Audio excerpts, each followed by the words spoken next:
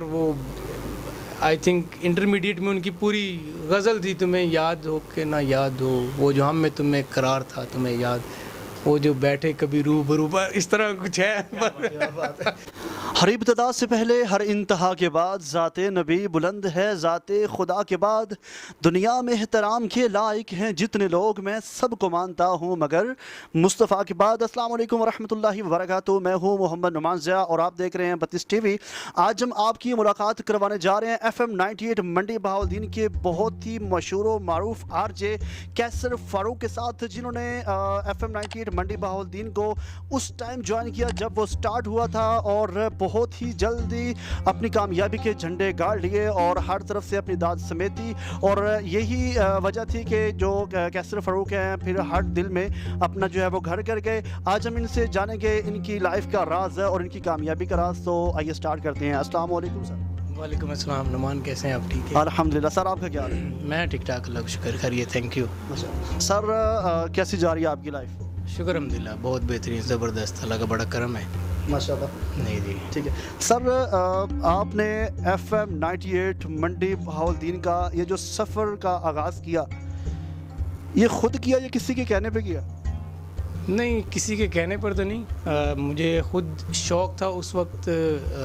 ग़ालिबन 97 98 का दौर था। उस वक्त हम स्टूडेंट थे तो हमारे घर में एक ख़ास कोने में एक रेडियो सेट पड़ा रहता था। अच्छा। टेप रिकॉर्डर, उसके अंदर रेडियो सेट भी था। ठीक। तो उस वक्त FM 100 जो है वो लॉन्च हुआ था। ठीक है। तो रेडियो ने एक बार यूँ कह लेंगे कि नई ज़िंदगी शुरू हुई थी FM की वजह से, कि पहले सिर्फ रेडियो पाकिस्तान था, फिर जो है वो FM की फ्रीक्वेंसी पर जब रेडियो स्टार्ट हुआ तो उस टाइम FM 100 पहला रेडियो था। तो वो हमारे घर में वो सुना जाने लगा। तो उस टाइम फिर हम लोग भी सुना करते थे। तो वहाँ से फिर ये हुआ कि एक शौक़ पैदा हो गया, यार हम भी कभी इस तरह का मौका मिले तो हम भी बोले। तो बस उस एक शौक़ की खातिर जो है वो फिर एक बार ऐसा हुआ कि मंडी बहाउद्दीन में पता लगा जी कि रेडियो उस टाइम लॉन्च नहीं हुआ था, सिर्फ एक उन्होंने कहा था कि एप्लीकेशन ड्रॉप करेंगे आप लोग। तो वो एप्लीकेशन हमने जो है वो CV ड्रॉप की, तो फिर ऑडिशन और फिर वो सारा सिलसिला जो है वो इस तरह शुरू हुआ था। सर ऐसा होता है कि बाज़ वक़्त आपने देखा होगा ईद उल फ़ितर के ऊपर, ईद उल अज़हा के ऊपर या बाकी जो अदवार हैं उनके ऊपर ना काफ़ी ज़्यादा हमारी जो शॉप्स हैं ना उनके ऊपर खिलौने आती हैं जिनके अंदर पिस्टल और बंदूकें आती हैं। ठीक है, तो बच्चे के अंदर एक जुनून होता है फ़ौजी बनने का, वो टिशू टिशू कर रहा होता है हर तरफ। जब आपके अंदर ये शौक़ पैदा हुआ मैंने RJ बनना है, FM के ऊपर प्रोग्राम करना है, आपने इसके लिए कौन से प्रैक्टिस की और क्या करते रहे आप? हाँ, उस टाइम जैसे कि मैंने बताया कि हम ज़माने तालिब इल्मी में थे, स्टूडेंट लाइफ थी, तो वो कोई ऐसा मौका आता था जब स्कूल में, कॉलेज में, तो वहाँ पर स्टेज पर चढ़ के कुछ इस तरह का जो है वो मतलब बोलना। फिर हमारे कॉलोनी में हर 14 अगस्त वाले दिन जो है वो स्टेज प्ले हुआ करता था। ठीक है। उसमें हम दोस्तों की बड़ी पार्टिसिपेशन होती थी, उसमें एक्टिंग और मिली नगमे और इस तरह के जो है वो हमारे टूर्नामेंट हमारे कॉलोनी में हुआ करते थे, अभी भी होते हैं 14 अगस्त वाले दिन। तो वो शौक़ जो है वो कहीं ना कहीं मैं उधर पूरा करता था। तो फिर जैसे ही पता लगा 98 का, उस टाइम फ्रीक्वेंसी भी अलॉट नहीं हुई थी, मतलब हाँ जी, उस टाइम सिर्फ ये था कि एक रेडियो आ रहा है, FM रेडियो है। तो वो मैं और मेरे कज़न ने जो है वो हमने CV ड्रॉप की, इस्लामाबाद भेजी। अच्छा, मज़े की बात ये है कि उसके अंदर कॉल आई मेरे कज़न को, उसने अकाउंटेंट के लिए अप्लाई किया था। अच्छा। मुझे कॉल नहीं आई। अब वो ग़ालिबन मई का महीना था, गर्मी बड़ी शदीद थी। तो उसने कहा कि कैसर यार वो FM में पता है। अच्छा, उस टाइम में ना हम लोग बहुत सारी जगहों पर अप्लाई कर दिया करते थे, मतलब वो फ़ोटो कापी एक ही बार जी जी बिल्कुल। सारी जो है CVs की और शनाख्ती कार्ड की और इस तरह की।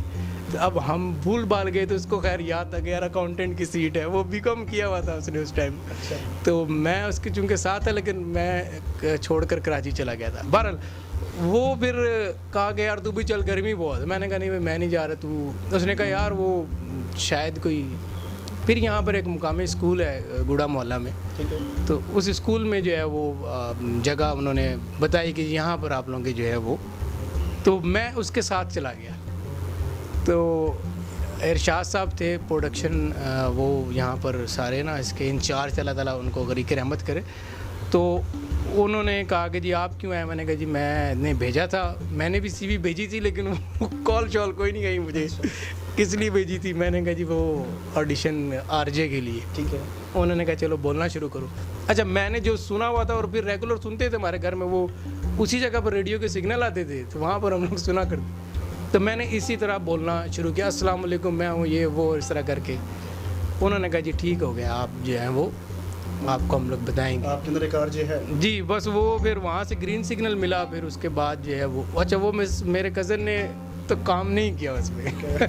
अच्छा, मैंने जो है वो फिर मई से फिर आहिस्ता आहिस्ता फिर 1-2 क्लासें हुई हमारी, फिर ट्रेनिंग सेशंस चलना शुरू हुए। फिर 18 अक्टूबर को तो वैसे ऑफिशियली लॉन्चिंग हुई, लेकिन उससे पहले मुकामी होटल में उसकी जो है वो ओपनिंग सेरेमनी थी 18 को ही। उससे 1-1.5 माह पहले हमने फिर जो है वो टेस्ट ट्रांसमिशन जो है वो स्टार्ट किया था। तो उसमें फिर जो है वो सिलेक्शन होगी, फिर वहाँ से फिर जो है वो सफ़र अल्हम्दुलिल्लाह आज तक जो है वो चल रहा है। सर 2006 से लेकर आज 2020 है, अब तक आप कौन कौन से प्रोग्राम जो हैं FM 98 मंडी बहाउद्दीन के ऊपर कर चुके हैं? अच्छा, मैं बता दूं आपको, हमारे जो FM 98 पर ना 5 प्रोग्राम्स होते हैं जो लाइव चलते हैं। ठीक है, सुबह 8 से 10, फिर 10 से 12, फिर 3 से 5, फिर 8 से 10 और फिर रात 10 से। तो अब इन 13-14 सालों में ऑलमोस्ट कोई स्लॉट ऐसी नहीं जिसमें मैंने ना किया हो। लेकिन जो आप ये कह लें कि जो वजह शोहरत ही अल्लाह ताला ने इज़्ज़त बख्शी या लिसनरशिप जो है वो, चूँकि मैं और एक और अली सिजाद, हम लोग जो है वो रात की हमने सीट संभाल ली 8 से 10 वाली, और हमारे कुछ सीनियर्स थे उन्होंने 10 से 12 वो जो शायरी वाली सीट संभाल ली। 1-2 दोस्त और थे उन्होंने 8 से 10 वाली। मतलब जो हम वजह शोहरत जो बनी है, हमें जो लिसनरशिप मिली वो 8 से 10 जो रात का शो होता है। तो मैं आप यूँ कह सकते हैं कि मेरा 95% जो मैंने शोज़ किए हैं वो 8 से 10 के स्लॉट में किए हैं। वैसे कभी ईद के मौके पर मॉर्निंग भी कर लिया, कभी वो 3 से 5 वाला भी कर लिया, कभी एक और हमारा बड़ा हिट हुआ था पार्टी टाइम के नाम से, वो रात के 10 बजे से लेकर 12 बजे तक। और वो मैं और अली सिजाद, मतलब वो टोटली 18+ यूथ के लिए हुआ करता था। वो जस्ट हमने उसको टाइटल दिया था कि जो है वो एक, फिर उसमें हम मतलब है कि सही शुगल लगाया करते थे। तो वो एक 10 से 12 वाला भी कर लिया। सर आपको याद है जब आप सेलेक्ट हुए FM 98 मंडी बहाउद्दीन के अंदर, आपके अंदर ज़ाहिर बात एक जिन था वो आरजे का, उसको आप चिराग से बाहर ले आए। तो आप जब अपनी सीट के ऊपर बैठ के आपने फर्स्ट प्रोग्राम स्टार्ट किया, पहली आपको जो कॉल आई थी, आपको वो याद है? उस पहले बंदे ने आपको क्या कहा था? पहली कॉल का तो सच पूछे तो याद नहीं है, लाइव कॉल का। अच्छा, उस वक्त ये भी था कि 1 घंटे का शो मिला था मुझे, सतरंगी एक प्रोग्राम होता था हमारा, 1 से लेकर 2 तक का टाइम था गालबन, या 12 से 1 का टाइम था। तो वो हर वीक में एक प्रोग्राम मैं करता था। ठीक है। तो उसमें मेरा जो प्रोग्राम था वो था शहर के तरक्की, वो जो डेवलपमेंट के जो काम होते हैं, गली नाली सड़कें कहाँ पर क्या क्या बन रही हैं, काउंसलर MP MNA और वो जितने भी जो उस टाइम में जो भी सिलसिला था। तो मैंने जो मेरा पहला प्रोग्राम जो मुझे असाइन हुआ था वो था कि शहर की तरक्की की जो से रेलेवेंट जो है, डेवलपमेंट से जो रेलेवेंट काम है उसको मैंने उसमें हाईलाइट करना था। फिर उसके बाद फिर कुछ अरसे के बाद फिर वो शाम वाला प्रोग्राम। तो वो पहले कॉलर का जो, हाँ पुराने सारे कॉलर्स याद ज़रूर है, लेकिन जो पहले कॉलर का वो नहीं है। फर्स्ट आपको जब कॉल आई और बोला कि कैसर फ़ारूक आपकी आवाज़ बहुत अच्छी है, आपका शो बहुत अच्छा जा रहा है, तो कैसी फीलिंग अंदर आई? वो ऑब्वियसली शुरू में तो बहुत अच्छा, मतलब वो एक किसी भी प्रेजेंटर के लिए, किसी भी जो आरजे है या कोई भी एंकर है, उसके लिए जो ये अल्फाज होते हैं ना कि आपका शो बहुत अच्छा है, या आपको हम काफ़ी सारे लोग सुन रहे हैं, और या आपके शो का वेट करें, मतलब 3-4 ऐसे जुमले हैं जो कि हमें मतलब सुनने को मिलते हैं कि जी हम आपके शो का वेट करते हैं, आपका शो बहुत अच्छा है। आप तो वो ऑब्वियसली वो बहुत अच्छा लगता है। ठीक है। तो और वो शुरू में तो मतलब एक मैसेज जो, फिर हम आपस में कंपटीशन बड़ा अच्छा होता था, हेल्दी कंपटीशन, कि हम गिनते थे कि जी हमारे फीडबैक कितने मैसेज किसके शो में आए हैं, कितने मैसेज किसके शो में आए हैं। तो वो एक बड़ा क्रेज़ था, वो जैसे सुनने वालों के दरमियान था, वैसे ही जो हम बोलने वाले थे उनके दरमियान भी वो सारी चीज़ें थी। क्या बात है। तो सर आप ये बताएं कि हर बंदा जो होता है वो कामयाब होता है किसी ना किसी वजह से, और फिर ये भी होता है कि जब एक बच्चा स्कूल में जब उसका एडमिशन होता है, ठीक है, जब वो मतलब गामज़न होता है तालीम की तरफ, तो उसके जो पेरेंट्स हैं उसके पीछे उसकी कोई एक ख्वाहिश होती है, हमारा बच्चा इंजीनियर बनेगा, डॉक्टर बनेगा, वकील बनेगा, बला बला बला कुछ भी। तो आपके जो पेरेंट्स हैं उनकी आपके पीछे क्या ख्वाहिश थी कि आप क्या बने, और फिर आपने क्या बन के उनको दिखाया?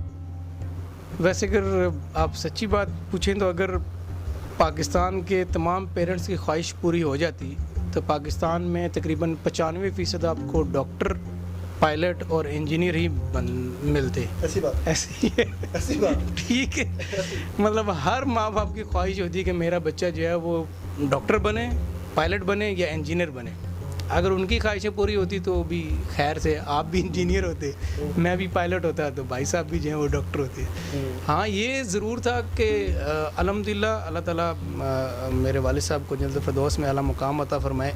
उनकी सिर्फ़ एक ही हमेशा जो है हमसे कोई डिमांड नहीं रही कि कैसर या दूसरे भाइयों से कि तुमने ये बनना है, लेकिन ये ज़रूर था उन्हें हमें फ्री हैंड दिया कि आप जो करना चाहते हैं, जो अच्छी चीज़, मतलब ये भी नहीं कि आपका जो मुंह में आए आप कर लें और बोल लें, यानी कि जो अच्छी चीज़ आप करना चाहते हैं उसमें उन्होंने हमारा भरपूर साथ दिया। ठीक है। और फिर मेरा और मेरे अब्बू की केमिस्ट्री बड़ी अच्छी थी और मिलती थी हमारी ज़हनियत, तो उनको भी थोड़ा सा एग्रीकल्चर से लगाव था, मुझे भी इनहेरिट जो है हुआ। तो बिज़नेस और इन एग्रीकल्चर बिज़नेस में जो है वो उनका भी था। मैंने थोड़ी सी ख्वाहिश का इज़हार किया, उन्होंने मेरा साथ दिया, कुछ अरसा ज़मींदारी भी की, फिर उसी से रेलिवेंट फिर जो है वो बिज़नेस भी शुरू कर दिया, फिर उन्होंने साथ। कि FM 98 मंडी बहाउद्दीन के ऊपर अभी आपका जो शो है वो कौन सा चल रहा है और किस टाइम पे चल रहा है, और उस शो के अंदर क्या चल रहा है? अभी जो है वो मैं संडे और मंडे को करता हूँ शो, और टाइमिंग है उसकी 8 बजे शाम से लेकर रात 10 बजे तक, और वो बेसिकली यूथ टारगेटेड शो होता है। जैसे कि यंगस्टर्स हैं उनको हमारे जो टारगेट लिसनर्स होते हैं वो हमेशा कोई भी जब रेडियो में प्रोग्राम डिज़ाइन किया जाता है उसमें हम लिसनरशिप को टारगेट करते हैं कि ये वाला शो किस तरह के लोगों के लिए है, ये वाला शो किस तरह के लोगों के लिए। तो हमारा जो 8 से 10 है वो बेसिकली यूथ के लिए, तो उसमें फ़न भी है, और मेरी कोशिश अपनी होती है क्योंकि डेली बेसिस पर वो शो होता है, तो मेरी अपनी पर्सनली पिछले 7-8 सालों से कोशिश ये है कि मैं इसको मोटिवेशनल टाइप का रखूं, ताकि जो मुझे सुनने वाले हैं, गाना बजाना तो चल ही रहा है लेकिन उसके साथ साथ कोई पॉजिटिविटी चीज़ है पब्लिक को देने के लिए, तो वो है पॉजिटिव एनर्जीज़। पॉजिटिव एनर्जीज़ उसी सूरत में जाती हैं जब आप कोई मोटिवेशनल टॉपिक्स लेकर आते हैं, लाइफ स्किल्स पर बात करते हैं, एथिक्स पर बात करते हैं, मैनर्स पर बात करते हैं, टाइम मैनेजमेंट पर बात करें, और दीगर ऐसे बहुत सारे ऐसे इश्यूज़ हैं। फिर उसके साथ साथ एक जो अहम चीज़ है जो मैं कोशिश करता हूँ कि मैं उसको फोकस करूँ, वो है करंट अफेयर। और करंट अफेयर फिर इन ऑल एस्पेक्ट्स, उसमें सिर्फ ना स्पोर्ट्स है बल्कि उसके अंदर स्पेशली मैं थोड़ा सा फोकस करता हूँ क्योंकि मेरा एग्रीकल्चर बैकग्राउंड है, तो मैं एग्रीकल्चर के हिसाब से भी इसको थोड़ा सा रखता हूँ क्योंकि हमारा चूँकि है ही देही एरिया, मंडी बहाउद्दीन को भी मैं एक मॉडर्न टाउन समझता हूँ। तो चूँकि यहाँ पर सुनने वाले ऑलमोस्ट सारी जो आबादी है वो ज़मींदारों की है, मतलब 90% प्लस जो है वो लोग ज़मींदारा करते हैं, रेलिवेंट उनकी जॉब है, प्रोफेशन है। तो करंट अफेयर्स को साथ लेकर, मोटिवेशनल जो टॉपिक्स हैं उनको साथ लेकर, ये सारी चीज़ें मैं कोशिश करता हूँ कि उसको साथ लेकर चलूँ। ठीक है। तो सर जब आपने 2006 में FM 98 मंडी बहाउद्दीन को ज्वाइन किया, उस वक्त ये व्हाट्सएप, ये ट्विटर, ये फेसबुक, ये सारी चीज़ें नहीं थी। मोबाइल जो है ना वो अगर थे भी तो शायद सादा तरीन थे, ठीक है, बहुत पुराना वक्त था। और उस वक्त एक कसीर तादाद थी उन लोगों की जो FM के रेडियो के शो को सुना करते थे, लेकिन अब हर बंदे के पास टच मोबाइल है, फेसबुक है, व्हाट्सएप है, बला बला बला पता नहीं क्या क्या है। तो क्या देखते हैं कि जो FM के सुनने वालों के जो फॉलोअर हैं, जो उसके फैंस हैं, उनकी तादाद कम हुई है या नहीं हुई है? और अगर कम हुई है तो फिर इसकी तादाद को बढ़ाने के लिए जो रेडियो महकमा है इनको क्या करना चाहिए? ऑब्वियसली अगर हम देखें आज से 10 साल 12 साल पीछे जाऊं तो एक क्रेज़ी मतलब क्रेजनेस थी अवाम में, पब्लिक में रेडियो के हवाले से। एक तो वेरी फर्स्ट टाइम मंडी बहुद्दीन में अगर आप देखें 14 साल पहले 13 साल पहले एक अगर रेडियो लॉन्च हुआ है तो मतलब वो तो एक बड़ी अनोखी चीज़ हो गई ना कि जी यार ये क्या चीज़ हो गया। मतलब बहुत सारे लोगों ने फिर उस टाइम फतवे भी लगा दिए। तो उस वक्त की लिसनरशिप और आज की लिसनरशिप में there is hell of difference. Obviously अभी लोगों के पास बहुत ज़्यादा ऑप्शंस हैं, मतलब फेसबुक है, ट्विटर है, जैसे जैसे आपने बताया सारी चीज़ें, यूट्यूब है और बहुत सारे। उस time source of entertainment TV है, उसके बाद जो नया नया मंडी में रेडियो आया तो वो रेडियो रहा।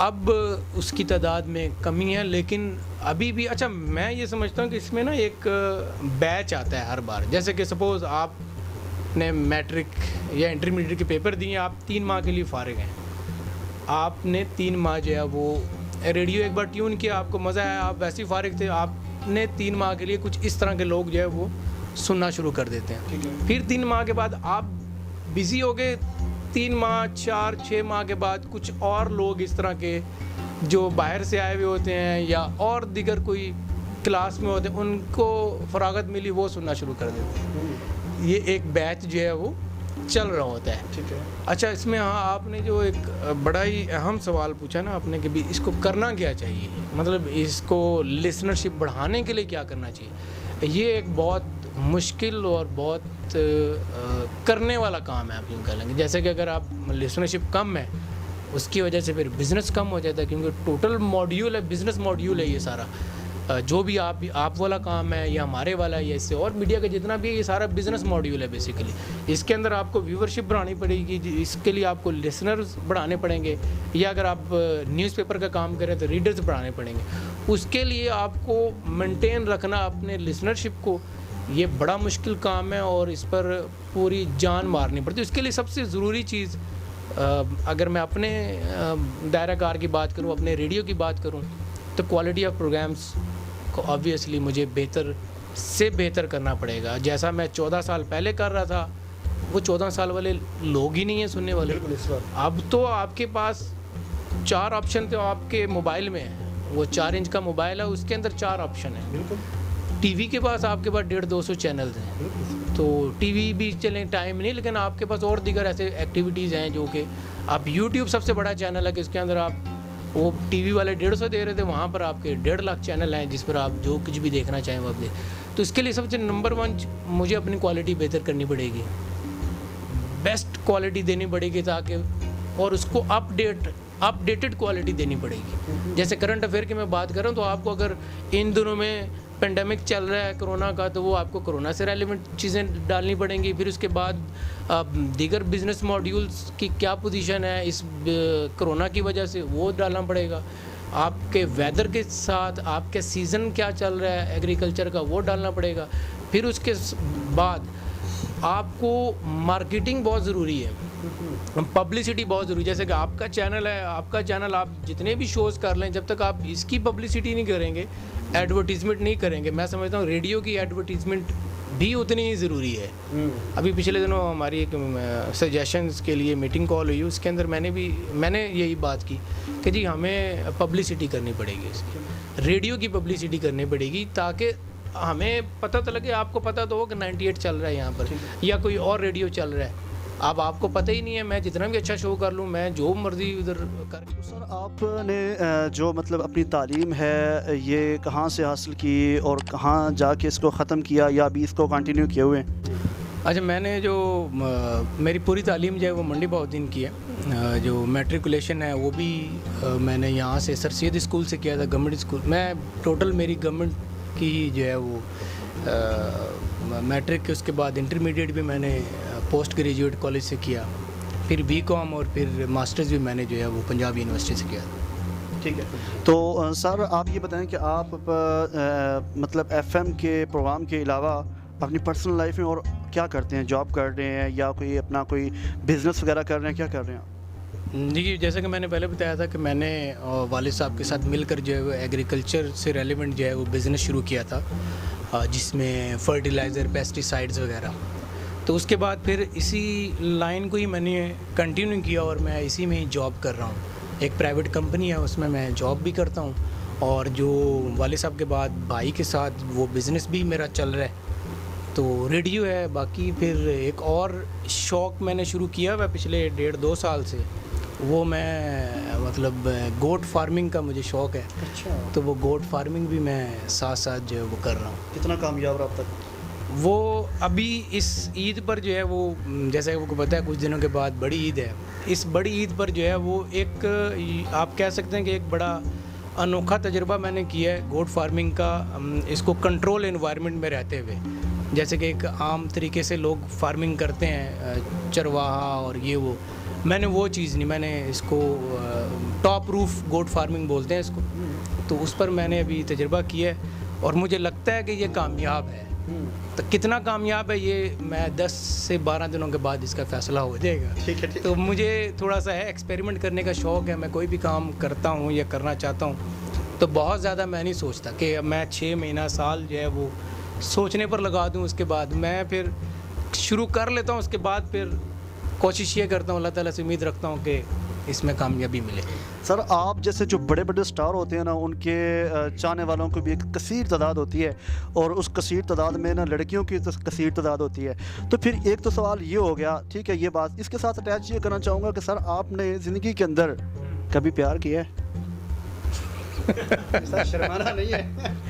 यस, किया है और करता हूँ और जब तक ज़िंदगी है करता रहूँगा। इसमें मतलब जो है कोई दो राय नहीं है, क्योंकि ये मैं समझता हूँ कि इंसान की जो ज़िंदगी है ना जी, इसमें इसके बगैर ये मुकम्मल नहीं है ज़िंदगी, तो ये तो है। तो वो जो सामने वाले को प्यार हुआ था वो आरजे फारूक जो है उनके साथ हुआ था या खाली जो कैसर हैं फारूक उनके साथ हुआ था?